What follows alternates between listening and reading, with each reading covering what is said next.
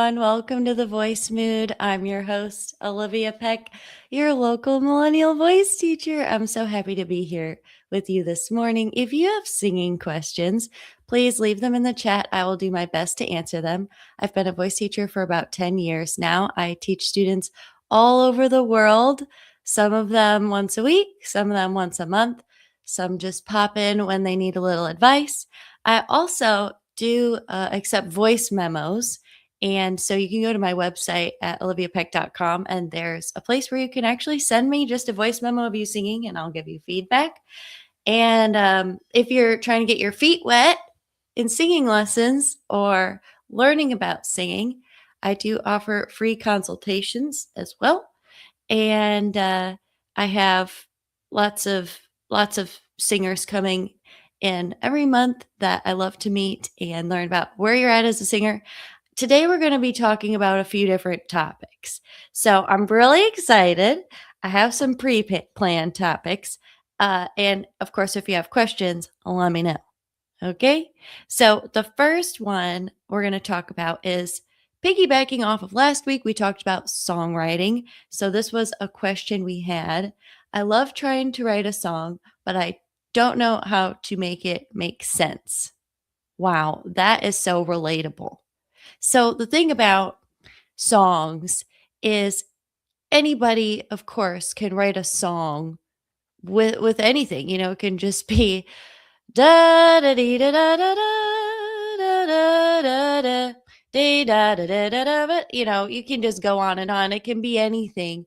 But giving a song structure is a different challenge, making sure that the song stays in the same key. Do you ever notice you write a song and it kind of drifts into a different realm? You start singing a song that's jingle bells, and then somehow by the end you're doing jingle all the way. It's kind of morphed. That happens in songwriting too. So here are some things that I think help with making a song make sense musically and lyrically.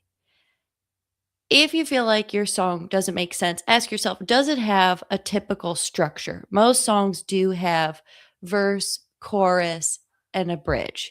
They'll go like verse, chorus, bridge, that type of thing. Does it have that?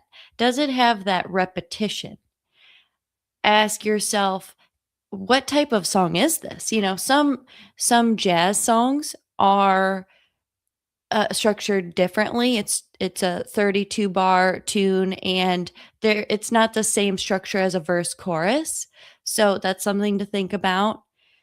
A good hack for this is to model your song, maybe your first song or your first two songs, off of another song and kind of copy and paste, not to steal the ideas, but just to get used to, like, what does a song structure look like and how did this person do it?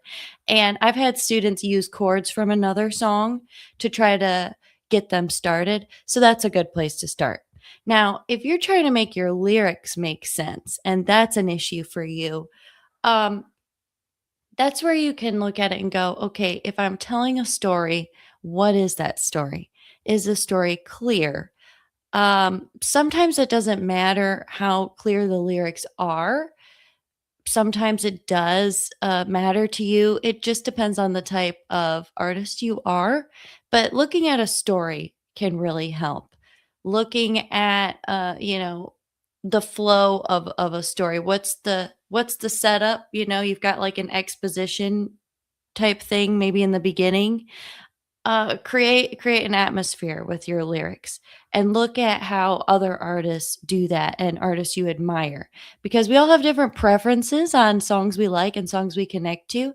So knowing that can help you create your own song that you connect with. You connect with your own song. I hope that helps. Let me know.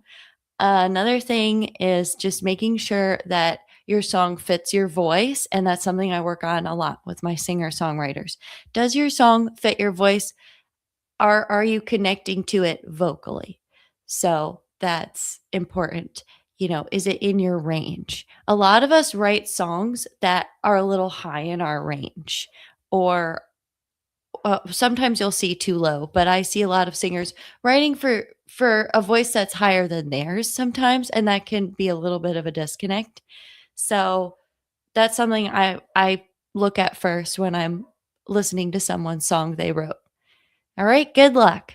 Okay, so we're going to talk about some other topics, and let me know if you have any questions about singing in the chat. I will do my best to answer them. I am a voice teacher, and this is what I do all day. I'm a total singing nerd, so I love to talk about it. Let me know if you have questions. We're going to talk about singer self care today, voice lessons and ear training, learning to read music, some tips for that, and then tips for performing live. Today, I have my studio open mic. It's online. I have singers from all over the country, all over the world, really, but they come on and we do a little open mic. This is very important for a lot of reasons. So, a lot of us are singing in our car. We might be taking voice lessons, we might not be, but at the end of the day, a lot of us want to be able to sing confidently out loud in front of people, right? Even if we're just singing for ourselves and want to sing for ourselves, there is the audience element. So, bringing that early on into your singing practice, even in baby steps, can be really good to kind of rewrite the story. If you feel anxious singing in front of people, let's create some positive experiences singing in front of people, right? Trust me, y'all, I've had some of the worst auditions, okay, from being nervous. I've battled performance anxiety for a long time. I'm finally in a place where I feel confident, and it's not really something that gets in the way, but we're going to talk about that today. So if you have questions about that, let me know. Okay, I'm checking my chat to see if I have any questions. We also can talk about mixed voice. That's something that comes up sometimes. So we can talk about different mixed voice exercises. Okay? Let's talk about singer self-care. If you have questions about this, let me know in the chat if you're a singer. Um, so I've been learning a lot about self care recently, just in my own life, because it's been a buzzword. During COVID, it was like kind of a buzzword thing. And I feel like we're kind of getting into that zone too, where people are going more analog, right? You hear that word? I have an analog purse or whatever. And I do think it's good to come back to this conversation for singers because singing is something you do, right? If you're an artist, singing something you do, it's part of your life. So having boundaries around it and having self-care elements around singing is really important because it very personal. It does have to do with our body and our health. So it's something that doesn't get talked about a lot, but I would like to talk about what kind of boundaries and things we can do in our vocal life to take care of us so that we are supporting our voice and doing things that are healthy for us. So I'll give some suggestions. Hi. Yeah, sign off if you're popping in and I know ya, or if you don't, let me know where you're watching from, y'all. Great to see you. Maria is in the house. Yeah, let me know if you're here and I will give you a little shout out. And let me know if you have any questions, y'all, about singing or struggles you're going through right now with singing. Okay, back to singer self care. So, the first thing that I think voice lessons helps with, for instance, is self talk. So, a lot of us have, chatter in our head when we're singing. And where does that come from? Who knows? Could come from your childhood. I'm not going to get into all that. But having some positive self talk while you're singing is important because you need confidence to sing, or you should, aim for building that up. I think it's very helpful. And we want to aim for keeping it musical, keeping it creative instead of getting down on ourselves about physical limitations or I didn't drink enough water and now I'm mad at myself or why can't I get the sound I had yesterday? It's easy to fall into that. So kind of talking to yourself differently in a more curious approach, supportive approach, like, I'm doing my best, I'm going to try it this way, and then I'm going to take a break, that type of thing. And that's something that I think when you take voice lessons, you kind of start to hear the support that you get in voice lessons or that type of feedback. So you can kind of rewire how you approach stuff instead of just banging on, I'm gonna get this and I'm frustrated. Trust me, I've been there. So having that really helps. Hey, hey, great to see you all. Kentucky, is that right, Corbin? That's awesome. Great to see you guys. Hey, hey, great to see you again. Yeah, if you have any questions about singing, let me know, but I'm glad you're here.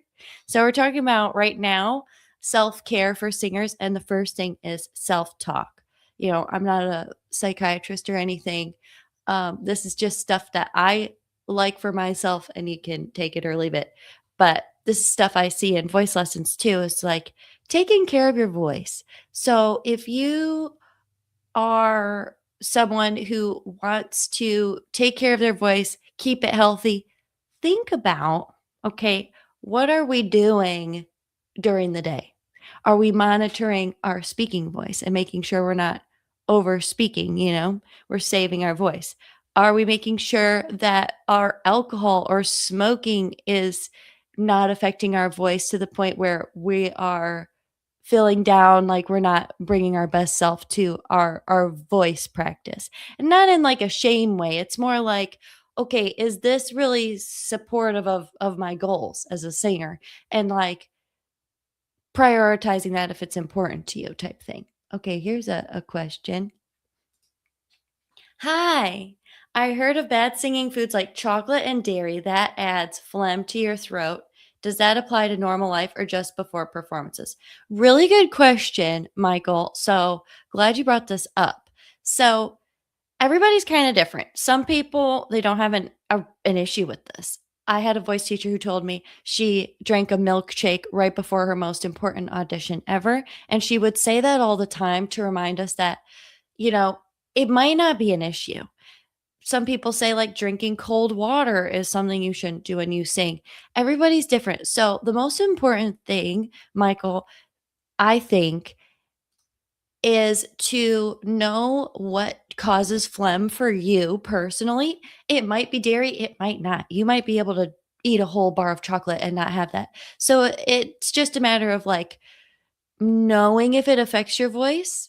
And then you don't have to like totally quit chocolate altogether, but like you're saying, if you have a performance coming up, if you have a big singing day, if you really want to prioritize your practice and you feel like it's phlegm is getting in the way, yes, I would say figure out what foods are causing it.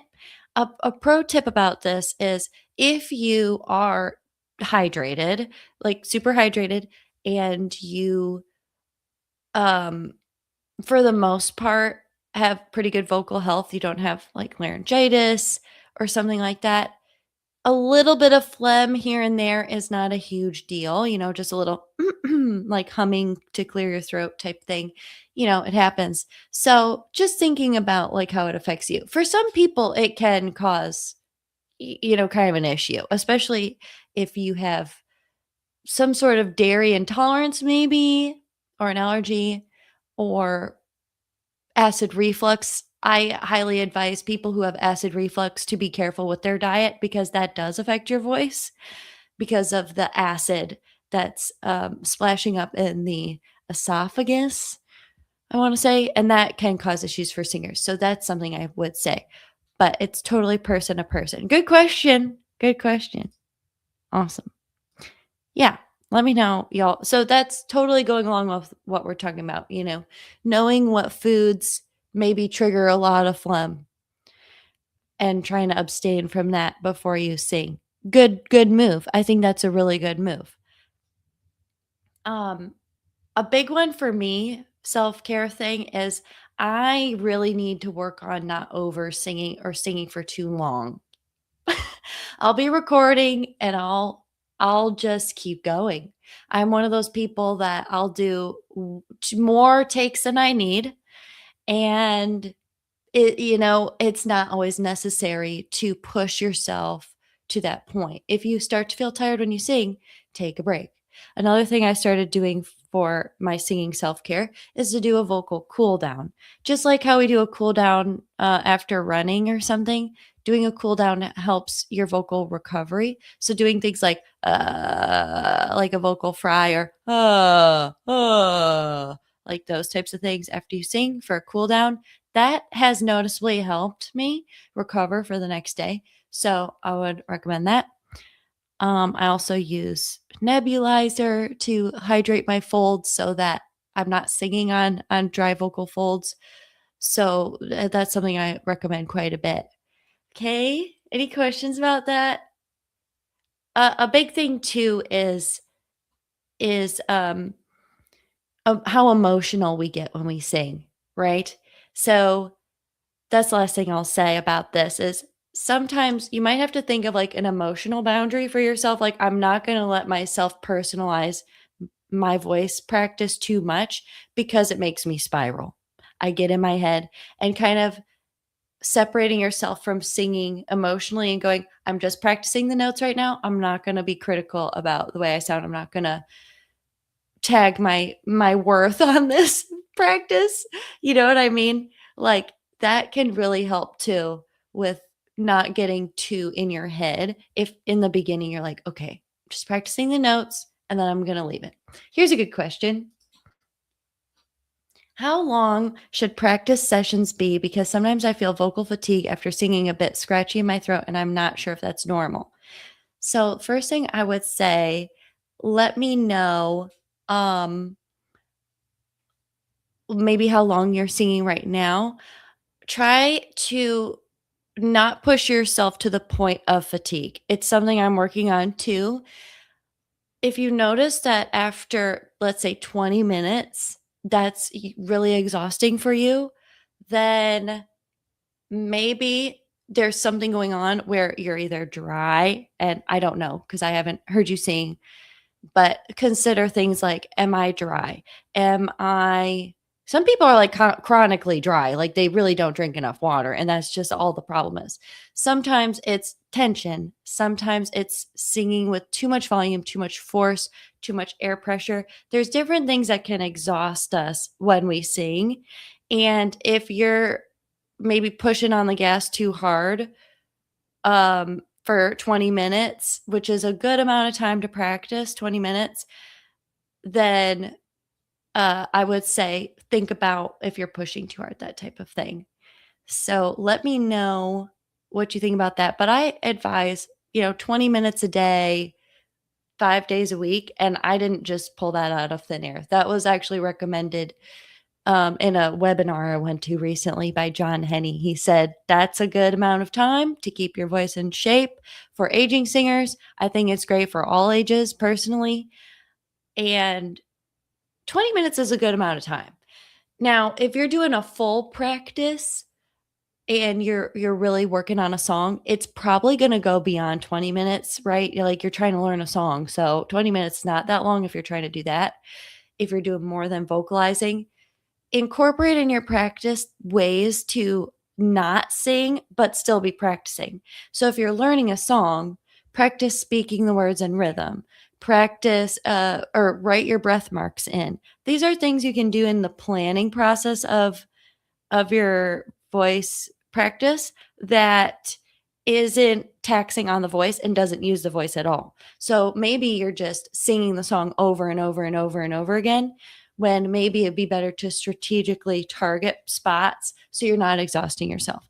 That's a hard thing to do. We all get excited. We all want to just sing through the song. Trust me, I do it all the time, but it's more effective to target certain things in the song.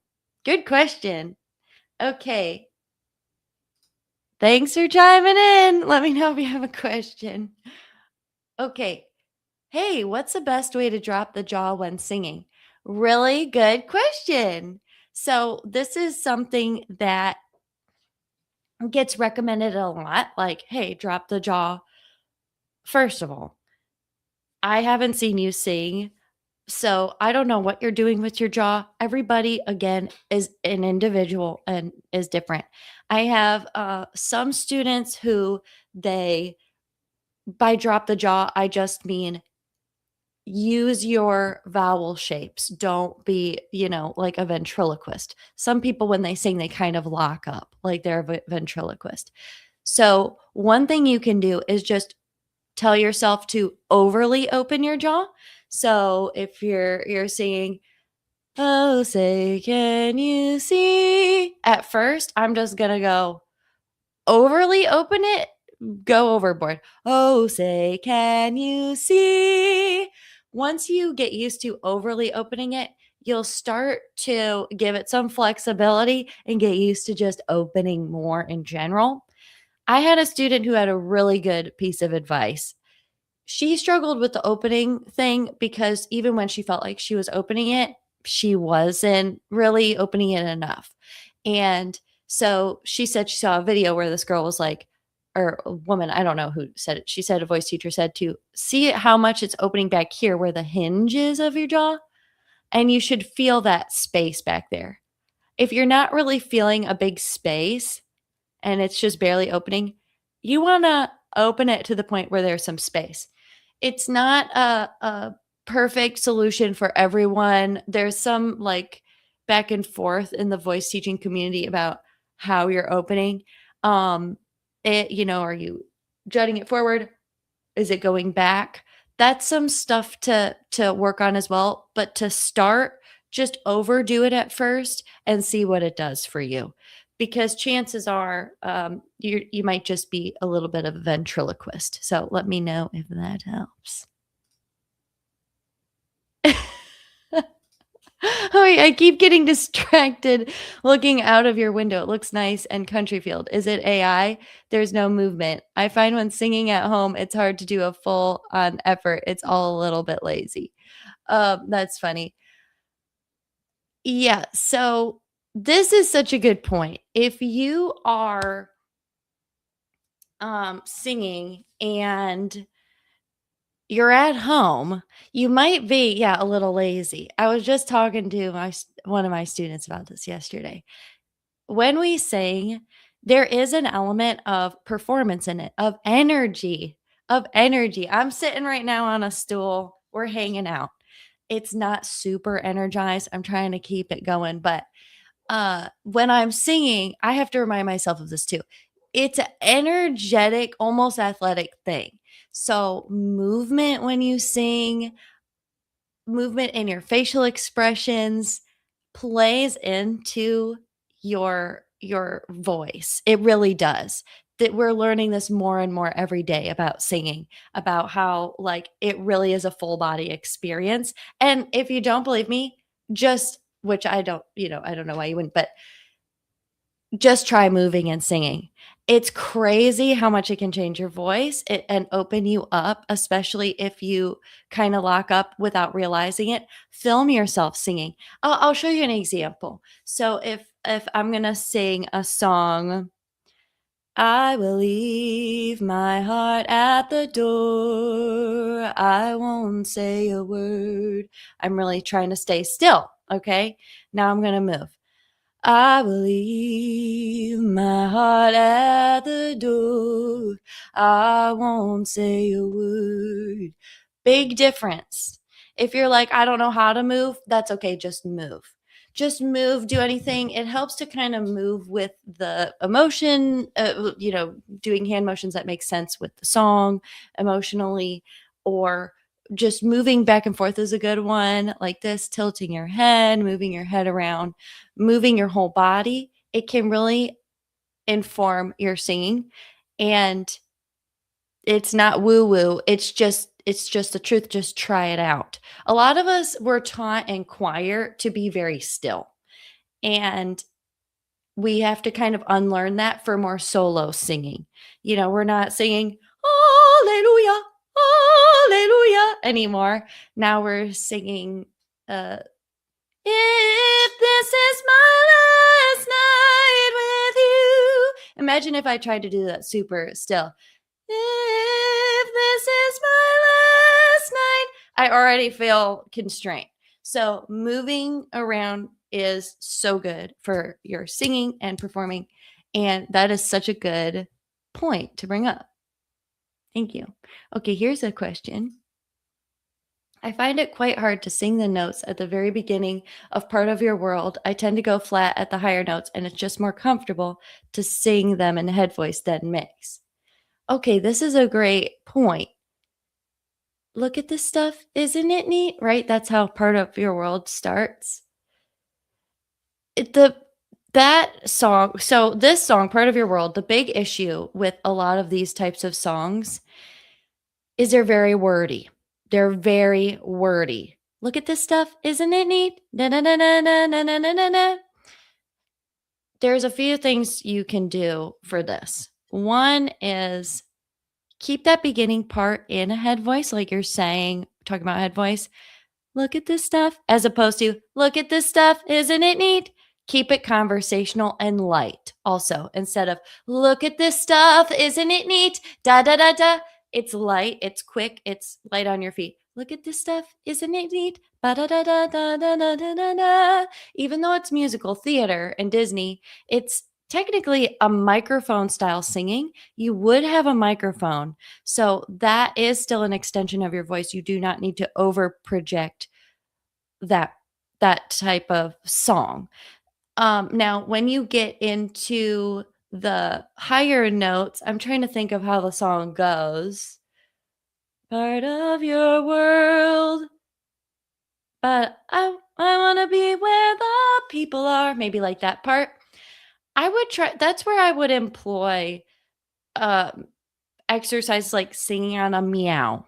So let's talk about mixed voice words.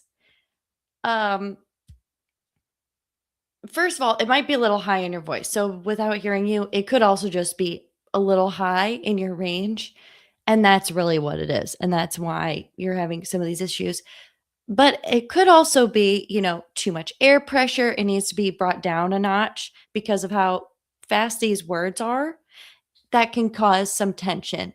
And maybe you just need to kind of bring it down a notch in a number of ways, like bring down the volume, bring down the breath pressure, make it a little more easy breezy. So instead of like, uh, I want to be where the people are, just a little bit more. I want to be where the people are. Another thing you can do is try singing it on a meow. Meow, meow, meow, meow, meow, meow, meow, meow, meow, meow. That helps a lot with Disney stuff. Even if you're not trying to get a super mixy sound, meow, I find the meow helps with regulating the amount of breath, the amount of pinginess, brightness, and keeping it conversational. And I find the meows are really good for that. Let me know though, because some people don't like meows. The meows don't connect with them. So in that case, you could try wow, wow, wow, wow, or wow, wow, wow, wow. You could try 1111 was a new one I learned. I like meow more, but anyway. I sing, but I don't know how to read notes. That's okay, Ella Fitzgerald couldn't read music. Pavarotti, I sound so American. Pavarotti, he couldn't read music. That's my millennial cringe coming through there. Anyways, it's okay if you can't read music. With a lot of my students, I'll tell you what we do if you would like to read music and just start to learn the amount you would need to know for singing. One, you could work on your piano. Piano is great for learning music. It's so visual, and we use piano a lot as singers, I think, throughout the years. It's just a very good companion instrument to singing. Piano. So I would recommend that. And on my website, not to be like, look at my website, but it is what I use. So if you go to my website under, I think, shop or products, I put all like the Amazon links of products that I use. And there's a whole section for books. And there is a book that I use for reading music that I go through with my students. We go through the book together and we work on our ear training and reading, and it's fun, and it's really fun. It turns into sort of like gamifying it. It's easier to do with another person, I think, but there are books that you can go along with yourself, and that's great. Nor can Paul McCartney. I didn't know that. Really? Oh my gosh, he couldn't read music? Wow. That's interesting. I didn't know. So, Really good stuff. I'm really glad you guys are asking these questions today. It's a really good it's a really good time for us to kind of go through this stuff. And oh, we're going to talk about tips for performing live. This also would apply to performing it for camera. So a lot of us are filming ourselves more, and that can be just as nerve-wracking, I find. It's really good to know how to perform live and kind of prepare yourself for that, because at the end of the day, that's kind of what a lot of us are working towards. So, first thing I would say, here's some tips. Focus on the music. Get lost in the music.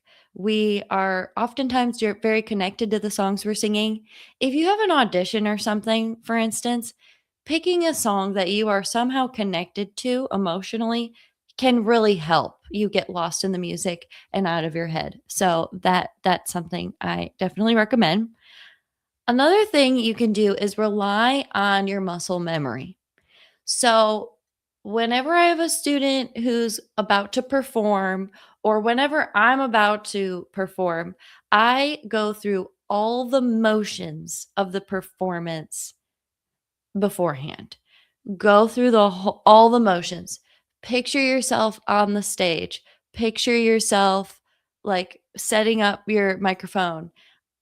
That will help mentally prepare you for the performance. Whenever I have an audition or a student who's going to audition, I used to do this too, but with my students, you can we go through the whole motions of the audition. I'll go, okay, walk out of the room, come in, introduce yourself. So we practice like getting into it and doing everything, getting all the jitters out before you go in and do the audition. So that's something else you can do as well.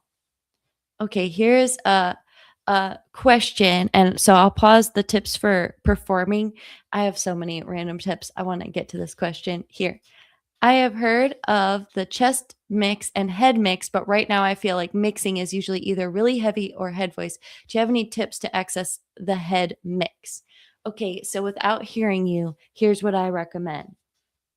A lot of us bring in too much weight to the mix.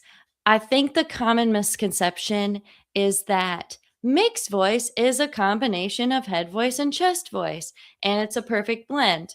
Where the truth is, a lot of singers, including myself, don't feel mixed voice is the same sensation as chest voice.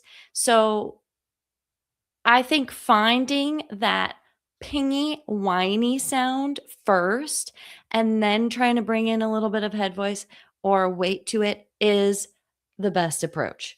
This is what I've seen work. So instead of going like, um, look at this stuff, isn't it neat? And trying to bring the mixed voice into it, if that makes sense. Isn't it neat? That's usually what happens. What happens is we just make it more nasally or whatever. I like to start with, instead of starting with head voice, start with like a creaky door sound first.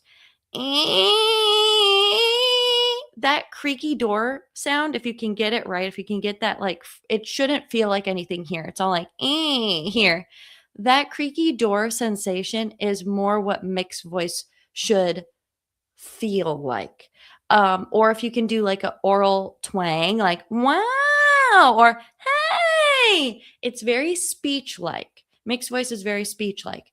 So that when you find that, so instead of look at this stuff, isn't it neat? It's meow, meow, meow, meow, meow, meow, meow, meow, meow. Totally different feeling. Then you can bring in a little more head voice. Meow, meow, meow, meow, meow, meow, meow, meow. Or bring in a little more weight. Meow, meow, meow, meow, meow, meow, meow, meow, which I wouldn't recommend. Really using chest voice as much as you get above that, like your first break, if that makes sense. Hope that helps. That was kind of a lot. But I would say starting with like a creaky door sensation and feeling that, or feeling like if wow, if you can do like a baby cry, that's more mixed voice feeling. And you'll notice it feels very different from oh or ah. Hope that helps. Let me know. Good question. Some other tips for, oh, and the last thing I'll say about this, make sure you're not taking too big of a breath. So if you're going, look at this stuff, isn't it neat? Or, whatever, try doing it on no breath. Mixed voice works a lot better when it's more of a speaking breath. It's not a big breath, it's more of like a sip of air type thing. Sometimes. I mean, play around with that, but a lot of times people are just using too big of breaths and it's kind of getting in the way of that clear sound. It should be like meow, very free, and it's not very loud either. I have a microphone. I'm right in front of my microphone. I'm not singing very loud. That's not loud at all. It's not loud at all. So that's another thing to think about too for finding your mixed voice. Okay, this was something going back to tips for performing live that I heard recently on like a Diary of a CEO episode. Do you guys watch that? Anyway, when you are going to perform, a lot of us have like these little intrusive thoughts like, "Oh my gosh, this is going to be so bad." Even professionals have these little thoughts that come into their head. The difference between someone who's really experienced and doesn't get shaken by their nerves and the person who does is the person who gets really nervous before they sing accepts those thoughts as truth, right? So you might be like, oh my gosh, I'm going to do so bad. And you believe it. Someone who's been singing a long time might go, oh, I'm going to do so bad. No, I'm not. I'll be fine. And that's just a weird thought. So there's a difference.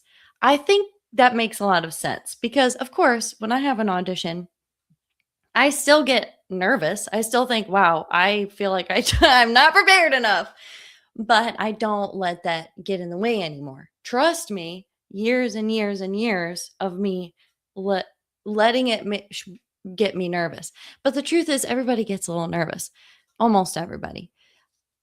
I guess some people don't, but a lot of people do. Professionals, the stars, the celebs, they get nervous too. The difference is some people believe it. Trust me, I used to believe it. I'm so bad or I'm not good enough. And some don't let that even be a factor. It's like, okay, well, here we go. So you don't have to be the most amazing singer in the world to adopt that. You can be like, okay, well, here's me. Here I go. I'm not going to let my thoughts get in the way. Easier said than done. I'm not saying it's easy. And, I know we all have kind of different stories around our singing. That's something that's helped me, take it or leave it. Another thing that kind of helps is just rip the Band-Aid off. Just do it. Just rip it off. Get on there. Do your karaoke. Just do it. It's usually not as traumatic as we think it's going to be. And you kind of have to do it to get better at it. So just rip the Band-Aid off. Sometimes that helps people. Another thing is everybody really is thinking about themselves. Seriously.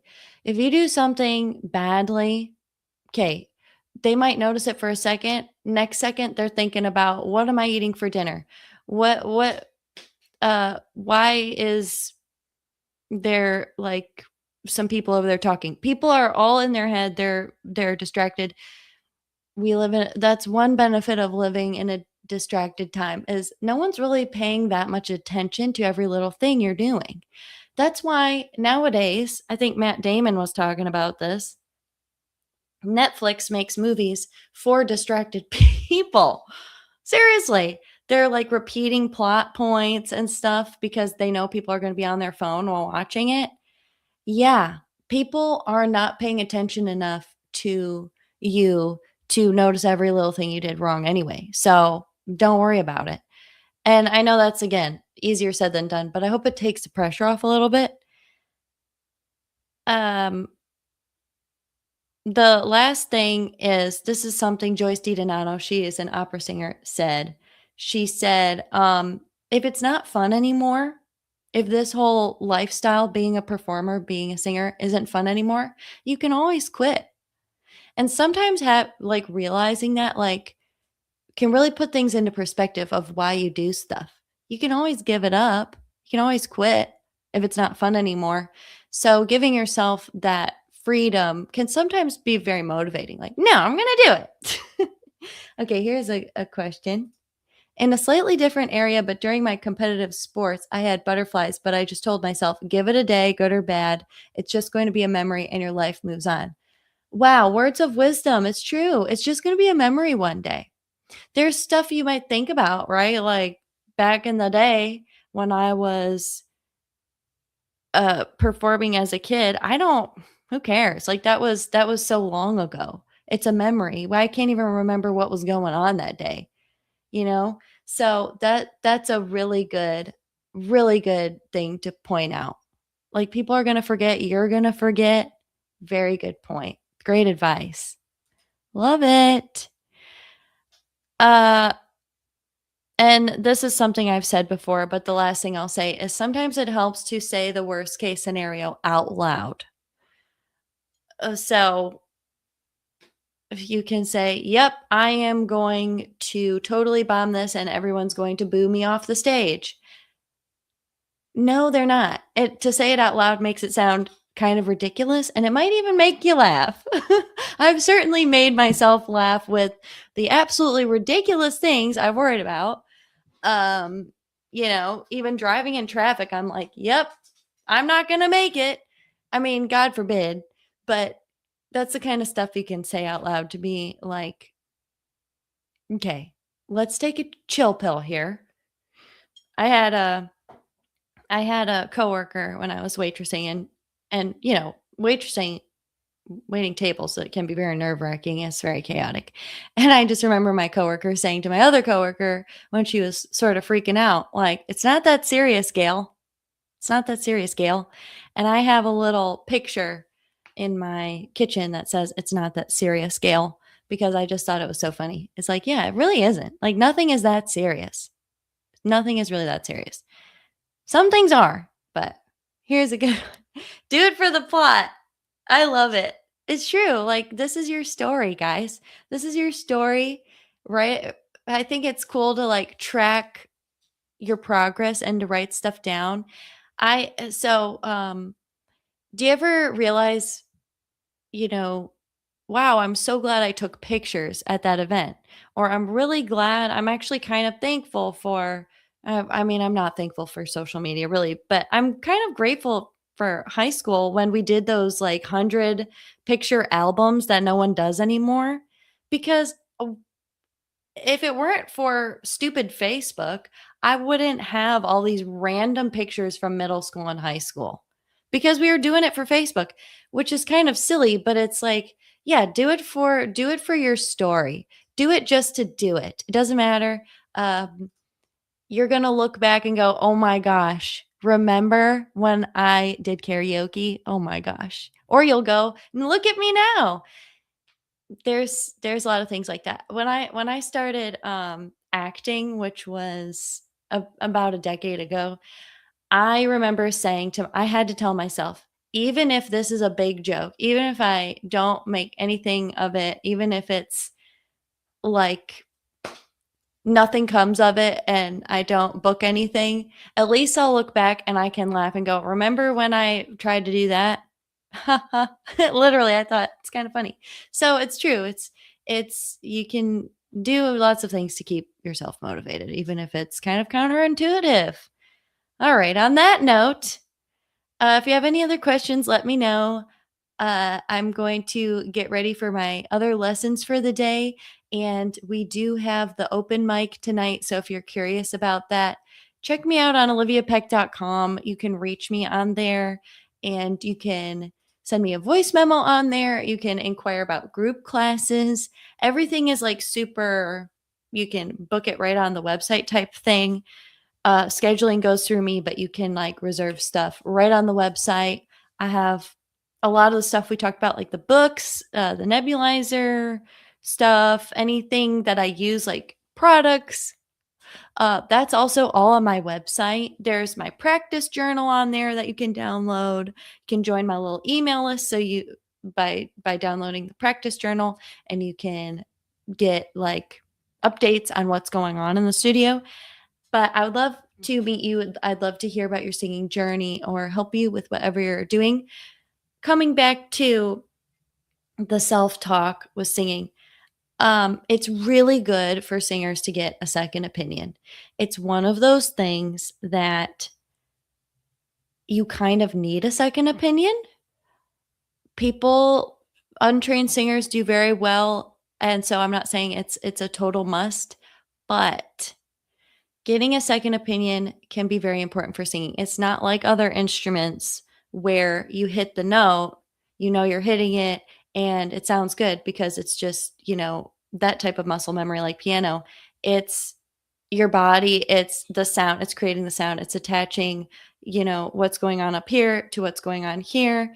And there's so many strengths you probably already have, and you might not even realize it. So I really like to uncover that with you, and like an archaeologist, I'm like dusting off all of your strengths and being like, look, this is what you can do. This is what you can do. And it can be very exciting, and it can really turn the page in your singing journey and accelerate the process, so you're not just watching random videos and trying to make sense of it all. So, anyway, it's been great. Y'all have been fantastic. There will be more lives, of course. I go live almost every week. The best way to know about the lives is to join the private Facebook group. There's a link in the description because I'll make a little post about them there. Or join, the studio. You can send me a message, or you can subscribe. I would definitely recommend subscribing, and then hit the notification bell and make sure you click the notification thing that's like all notifications, or whatever you want to do, just so you get notified when I do go live, so you don't miss it. I am not from California. I'm from Michigan. Yeah. Good question. I do like California though. Oh my gosh, the weather. Anyways, y'all, thanks for being here. I'll catch you on the flippity flop, and have a great day. Take care of yourselves and each other, as Lester Holt says. All right, y'all. See you later.